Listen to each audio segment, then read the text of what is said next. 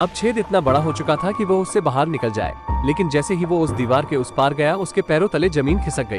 वो बाहर की दुनिया में नहीं बल्कि वैसे ही एक और कमरे में आ गया था। उसकी सारी मेहनत बर्बाद हो गई थी। वो निराश होकर पागलों की तरह लोहे का दरवाजा पीटने लगा। थोड़ी देर बाद उसकी नजर कैमरे में पड़े एक लाल ताबूत पर गई। उसने ध्यान से ताबूत को खोला तो उसके अंदर एक सुंदर सी लड़की थी, लेकिन उसने उसे जगाया तो वो बहुत बुरी तरीके से डर जाती है। वो आदमी उससे बात करने की कोशिश करता है, लेकिन पता चला कि वो एक दूसरे की भाषा नहीं समझते थे। वो लड़की डरकर उसी के पुराने कमरे में चली जाती है। वो आदमी बहुत थक जाता है, इसलिए वो उस ताबूत में ही सो जाता है। लड़की फिर से आकर उस आदमी को सुरंग का काम जारी रखने को कहती है, लेकिन आदमी बहुत थक चुका था, इसलिए वो काम करने की हालत में नहीं था। फिर वो लड़की खुद ही सुरंग खोदना चालू कर देती है। थोड़ी देर बाद लड़की को पेशाब आ गई और वो दूसरे कमरे की तरफ भागी, लेकिन आदमी ने उसे वही रोक दिया। वो इशारे से उसे समझाने लगा कि उसने 3 दिनों से पानी नहीं पिया है और उस लड़की का पेशाब उसके लिए किसी जन्नत से कम नहीं था। लड़की ने थोड़ा हिचकिचाते हुए उसके जूते में पेशाब कर ही दिया। अपनी जान बचाने के लिए उसे यह वाहियात काम करना ही पड़ा। पार्ट 3 के लिए लाइक एंड कमेंट